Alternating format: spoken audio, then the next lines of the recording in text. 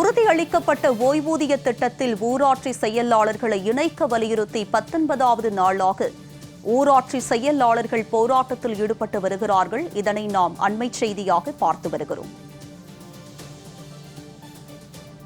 உறுதியளிக்கப்பட்ட ஓய்வூதிய திட்டத்தில் ஊராட்சி செயலாளர்களை சேர்க்க வலியுறுத்தி ஊராட்சி செயலாளர்கள் கடந்த 19 நாட்களாக போராட்டத்தில் ஈடுபட்டு வருகின்றனர். சென்னை சிவானந்தா சாலையில் நடைபெற்று வரும் ஊராட்சி செயலாளர்கள் கண்டன போராட்டத்தில் ஈடுபட்டு வருகின்றனர். இதுபற்றிய கூடுதல் விவரங்களுடன் நேரலையில் இணைகிறார் எமது சிறப்பு செய்தியாளர் ராம்குமார். அவரிடம் விவரங்களை கேட்டு பெறலாம். ராம்குமார், சொல்லுங்க, ஊராட்சி செயலாளர்களுடைய போராட்டம் 19வது நாளாக தொடரும் நிலையில் இன்னமும் அவர்களுடைய கோரிக்கை நிறைவேற்றப்படாததற்கு என்ன காரணம்? போராட்டத்தில் ஈடுபட்டு வருபவர்கள் வைக்கக்கூடிய குற்றச்சாட்டு என இது பற்றிய விவரம்.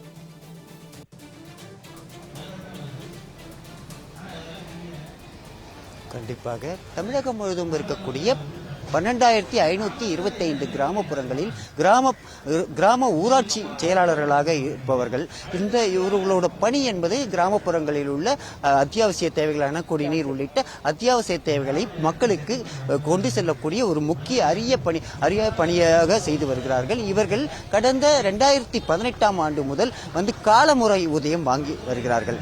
அரசு ஊழியர்களுக்கு நிகரான சம்பளத்தை வாங்கி வருகிறார்கள். ஆனால் இவர்களுக்கு தற்போது விளம்பர திமுக அரசு அறிவித்துள்ள உறுதியளிக்கப்பட்ட ஓய்வூதிய திட்டத்தில் இணைக்கவில்லை.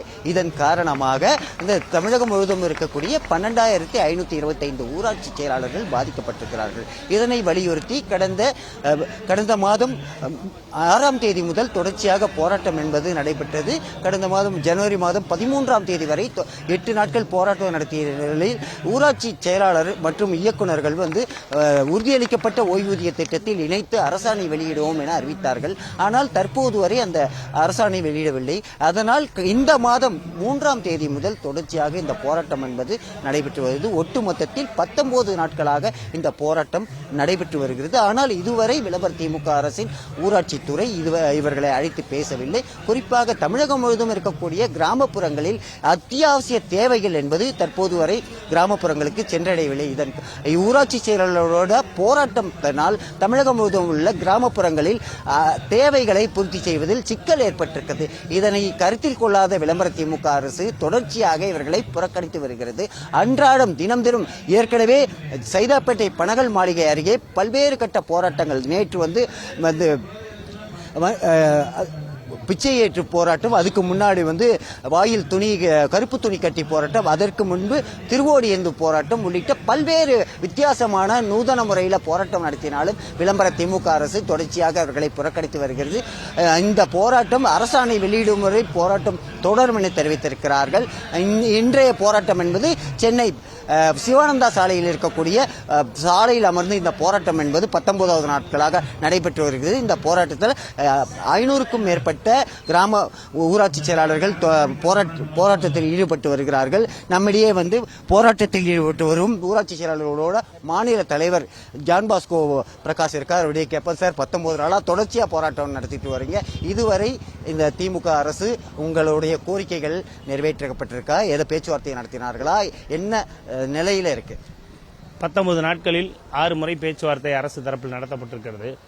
6 முறையும் ஒரு உறுதியளிக்கப்பட்ட ஓய்வூதிய திட்டத்தை இணைப்பது தொடர்பான ஒரு கான்கிரீட்டான ஒரு பதில், கான்கிரீட்டான ஒரு எழுத்துப்பூர்வமானது வரவில்லை. என்னவென்றால் விரைவில் என்று கொடுத்தார்கள். விரைவில் ஊராட்சி செயலர் இணைக்கப்படுவார் என்று கொடுத்தார்கள். நாங்கள் அதை நம்பி பொங்கலுக்கு முன்னாடி போயிட்டோம். 13ஆம் தேதி 8 நாள் போயிட்டோம். போய் ஒரு சில நாட்களில் பார்த்தீங்கன்னா பொங்கல் முடிஞ்சதுமே நடந்த சட்டப்பேரவை கூட்டத்தொடரில் திரும்பவும் பகுதி நேர பணியாளர்கள் இணைத்து ஊராட்சி செயலர்கள் 3400 என்று அறிவிக்கப்பட்டு விட்டார்கள். இது எங்களுக்கு மிகுந்த துயரத்துக்கு உள்ளாக்கி விட்டது. ஆக்சுவலா என்னன்னா, ஒரு ஊராட்சி செயலர் கிராமத்தில் பணியாற்றுகிறவர் 2018 டைம் ஸ்கேலுக்கு வந்துடுறாரு. ஒரு பணியாளர் சி கிரேட்ல நாங்க பஞ்சாயத்து செக்ரட்டரி இருக்கோம். ஒரு சி கிரேட் பணியாளர் அரசு நியமிக்கிறது, சோ யாரோ அவருக்கு நியமித்த உடன் அந்த ஊதியம் அவருக்கு வழங்கப்படும் முன்னரே அனைத்து சலுகைகளும் பொருந்துமா பொருந்தாதா? சோ 2018 நாங்கள் டைம் ஸ்கேலில் இருக்கும் பொழுது எங்களுக்கு அரசின் எந்த சலுகையும் கிடையாது. அப்ப அதில் ஒரு சலுகையை ஓய்வூதிய திட்டத்தில் இணைத்திட வேண்டும் என்று பல ஆண்டுகளாக நாங்கள் போராடி வருகிறோம். இது உறுதியளிக்கப்பட்ட ஓய்வு திட்டம் வருவதற்கு முன்பதாகவே நாங்கள் போராடி வருகிறோம். ஆனால் எங்களுடைய போராட்டத்தின் போதெல்லாம் அழைத்து பேசுகிறார்கள், ஒரு எழுத்துப்பூர்வமான வாக்குறுதி கொடுக்கிறார்கள் ஒழிய இதுவரை எந்த தீர்வும் வந்தபாடில்லை.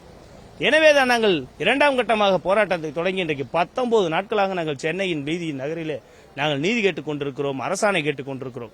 எங்களுடைய கோரிக்கை என்பது ஒற்றை கோரிக்கை. உறுதியளிக்கப்பட்ட ஓய்வூதிய திட்டத்தில் ஊராட்சிகளை இணைக்க வேண்டும். இது நியாயமான கோரிக்கை.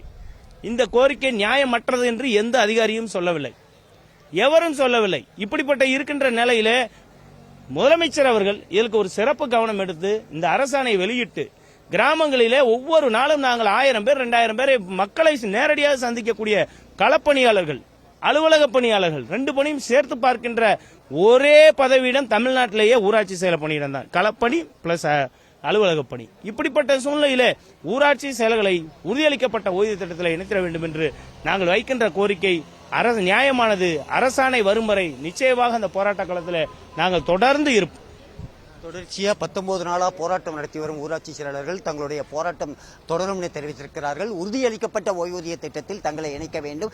ஏற்கனவே ஓய்வு பெற்ற ஊராட்சி செயலாளர்களுக்கு மாதம் 15,000 ரூபாய் ஓய்வூதியம் வழங்க வேண்டும் என வலியுறுத்தி தொடர்ச்சியாக இந்த போராட்டம் என்பது நடைபெற்று வருகிறது. உமா, போராட்ட களத்தில் இருந்து விரிவான விவரங்களுடன் இணைந்தமைக்கு நன்றி ராம்குமார்.